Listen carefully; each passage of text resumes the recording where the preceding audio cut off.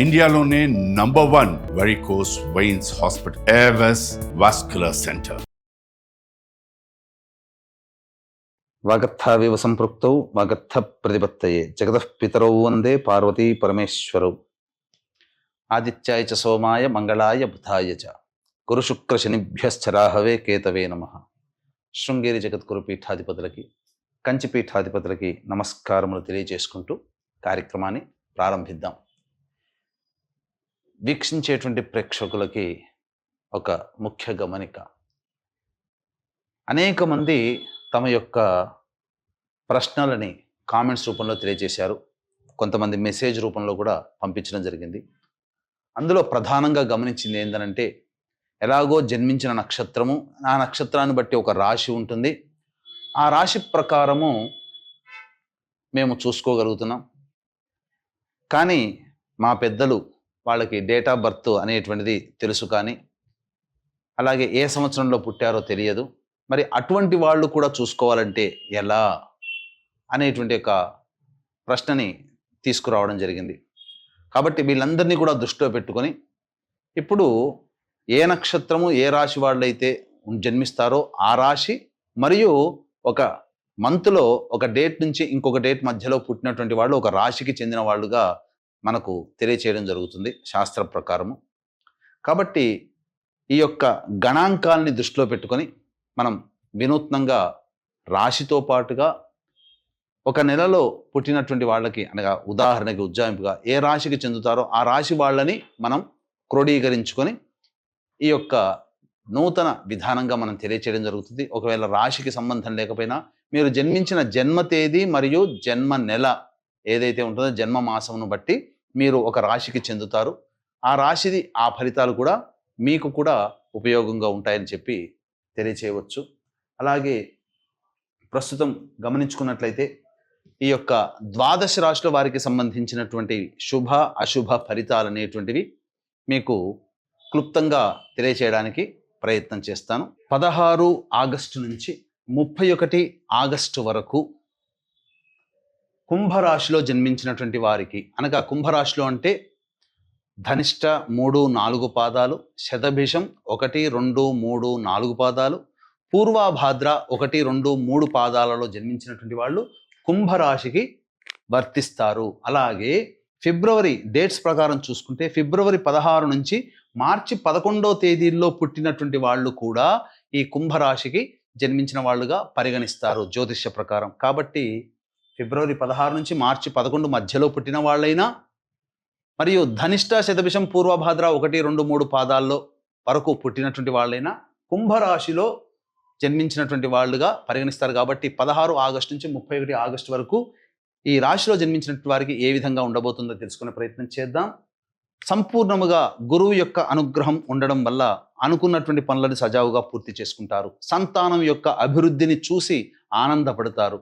అలాగే ముఖ్యంగా కోర్టు ఇతరత్ర వ్యవహారాల్లో విజయాన్ని సాధిస్తారు. విద్యార్థులకి మంచి సమయంగా చెప్పవచ్చు.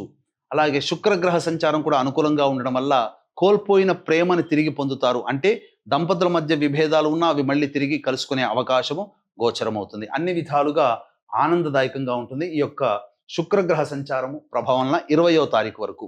21వ తారీఖు నుంచి జాగ్రత్తలు పాటించండి. మీ దాంపత్యంలో సరిగమలు ఉండి అవి మళ్ళీ కొంత ఇబ్బందికరంగా మారే అవకాశం ఉంటుంది. కావున జీవిత భాగస్వామితో కానీ ఎవరితో కలిసి పనిచేస్తున్నా, ముఖ్యంగా స్త్రీలతో వాగ్వివాదాలు పెట్టుకోకుండా ఉంటే చాలు అని చెప్పవచ్చు. అలాగే మీ యొక్క ఇంట్లో పేరు ప్రతిష్టలకి, డాంబికానికి, గృహోపకరణాలకి విలువైన వస్తువులు కొనుగోలు చేయడం ద్వారా ఖర్చు అధికంగా అవుతుంది ఈ శుక్రగ్రహ సంచారం. అయితే బుధుడు యొక్క ప్రభావం అనుకూలంగా ఉండడం, గురువు అనుకూలము ధనకారకుడు, బుధుడు వ్యాపారకారకుడు, ఇవన్నీ అనుకూలంగా ఉన్నటువంటి కారణం చేత ప్రధానంగా ఖర్చులు ఎన్ని ఉన్నప్పటికీ కూడాను ఖర్చులకి తగ్గేదేలే అన్నట్టుగా ఆదాయం కూడా చాలా బాగుంటుంది. ఇంక ఏం సంబంధం లేదు. ఆ మంచి పెట్టుబడులు పెట్టినా మంచి మీకు రాబడే అనేటువంటిది వస్తుంది. ఇక రవి కేతు యొక్క సంచార ప్రభావం మీకు ఈ సంబంధించినటువంటి విషయాల్లో, అనగా ముఖ్యంగా ఉద్యోగ విషయంలో కొంత అభద్రతా భావం అనేటువంటిది ఉంటుంది. ఉన్నత అధికారులు మీ మీద కమాండింగ్ చేసే అవకాశం ఉంటుంది. ఎప్పుడూ లేనటువంటిది మీ యొక్క పనితీరుని ఇన్స్పెక్షన్ చేసే అవకాశాలు ఎక్కువగా గోచరమవుతున్నాయి. వృత్తి వ్యాపారాల్లో ఉన్నటువంటి వాళ్ళు ప్రభుత్వపరమైనటువంటి విధంగా పన్నులకి చెల్లించాల్సినటువంటి పరిస్థితి గోచరమవుతుంది. ఇక కుజగ్రహ సంచారం అనుకూలంగా లేని కారణం చేత సోదర సోదరీమణులతో విభేదాలు అధికంగా ఉంటాయి. అలాగే స్నేహితులతో మాట పెరిగే అవకాశం ఉంటుంది. అనవసరమైనటువంటి తగాదాలు ఎక్కువగా అవుతాయని చెప్పవచ్చు. ఇక రాశిలోనే రాహువు, శని కూడా వక్రీకరించినటువంటి కారణం చేత ప్రధానంగా మీరు అనుకున్నటువంటి పనులని మీరు నెమ్మదిగానే పూర్తి చేసుకుంటారు తప్ప ఆ అనుకున్న సమయంలో పూర్తి చేసుకోలేకపోతారు.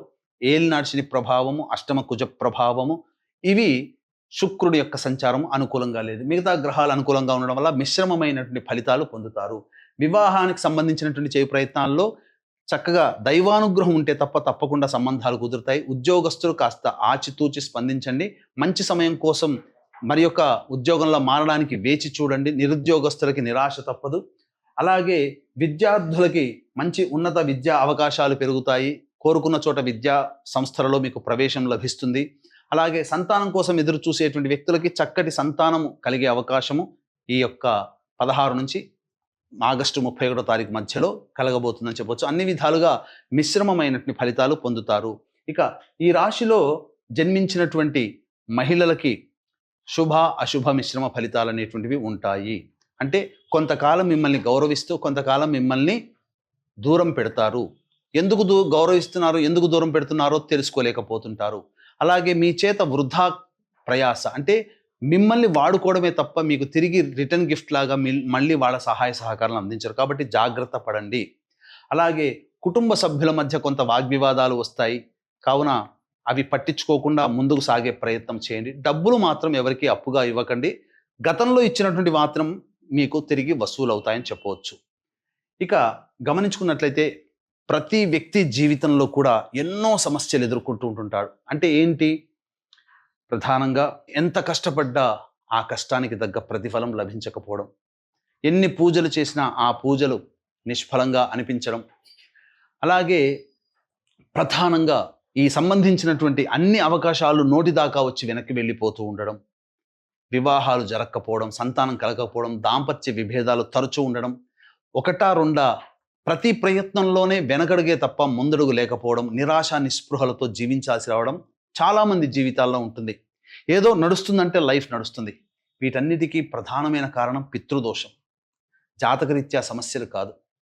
ఈ పితృదోషం అంటే తండ్రి వైపు 6 తరాలు, తల్లి వైపు 3 తరాల్లో ఏమైనా దుర్మరణాలు, అంటే road accident, fire accident, suicide attempt, నదిలో బావిలో పడి చనిపోవడం, ఇంట్లోంచి వెళ్ళిపోవడం, లివర్ ఫెయిల్యూర్, కిడ్నీ ఫెయిల్యూర్, క్యాన్సర్తో చనిపోవడం, 60 సంవత్సరాల లోపల ఏ విధంగానైనా చనిపోయినా, పిండ ప్రదానాలు పెట్టకపోయినా, ఇవన్నీ పితృదోషాలు అంటారు.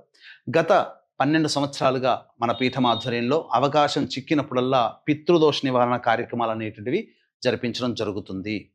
కాబట్టి ఇట్టి పితృదోష నివారణకి ఈ శ్రావణ మాసం చతుర్దశి అమావాస్య కలిసినటువంటి అద్భుతమైన రోజు ఆశ్లేష నక్షత్రం కూడా ఉంది. 22వ తారీఖు రోజున మన పీఠం ఆధ్వర్యంలో పితృదోష నివారణ కార్యక్రమాలు జరిపించడం జరుగుతుంది. 20వ తారీఖు లోపల మీరు గోత్రనామాదులు నమోదు చేసుకోవచ్చు. అలాగే 21న బయలుదేరి 22న కార్యక్రమం చేసుకొని 23 మళ్ళీ హైదరాబాద్కి వస్తాం. కాబట్టి అవకాశం ఉన్న వాళ్ళు కార్యక్రమ తదనంతరం కాంటాక్ట్ చేసి పూర్తి వివరాలు తెలుసుకోవచ్చు. ఇక రోజువారీ కార్యక్రమాలలో భాగంగా 16వ తారీఖు రోజున అనుకున్నటువంటి పనులన్నీ కూడా సజావుగా పూర్తి చేసుకుంటారు. ఇతరుల సహాయ సహకారాలతో మీ పనులన్నీ పూర్తి అవుతాయని చెప్పవచ్చు. రాబడి బాగుంటుంది. ధనపరమైన సమస్యలు తీర్చుకుంటారు. ఇక 17, 18, 19, 20 ఈ తేదీలలో వాహనాన్ని నడిపేటప్పుడు జాగ్రత్తలు పాటించాలి. తల్లిగారి ఆరోగ్యం పట్ల శ్రద్ధ వహించాలి. అలాగే గృహ మరమ్మతులు, వాహన మరమ్మతులకి ఖర్చులు అధికంగా ఉంటాయి. మరియు విలువైన వస్తువుల ఆభరణాలు కొనుగోలు చేయడం ద్వారా ఖర్చులు పెరుగుతాయని చెప్పవచ్చు. తల్లిగారి ఆరోగ్యం పట్ల కూడాను శ్రద్ధ వహించాలి. మీ ఆరోగ్యం పట్ల కూడా శ్రద్ధ వహించాలి. ఇక 21, 22, 23, 24, 25 ఈ తేదీలలో అనుకున్న విధంగా పనులను పూర్తి చేసుకోగలుగుతారు. ధనపరమైన సమస్యలను తీర్చుకుంటారు. రాని బాకీలు వసూలవుతాయి. విందులు వినోదాలు కుటుంబ సభ్యులతో ఆనందంగా పంచుకుంటారని చెప్పవచ్చు. సుఖమైన జీవితాన్ని పొందుతారు. ఇక 26, 27, 28, 29, 30 ఈ తేదీలలో మానసికమైన ఆందోళన అధికంగా ఉంటుంది. ఖర్చులు అధికంగా ఉంటాయి. ఏ పని చేయాలన్న ఆసక్తి ఉండదు. ముఖ్యంగా సంతానం మూలకంగా విభేదాలు, ఖర్చులు, సమస్యలు పెరుగుతాయి. కాబట్టి సంయమనం పాటించండి. 31వ తారీఖు రోజున మాత్రం ఉద్యోగ సంబంధమైనటువంటి విషయాల్లో మీకు మంచి ఎదుగుదల ఉంటుంది.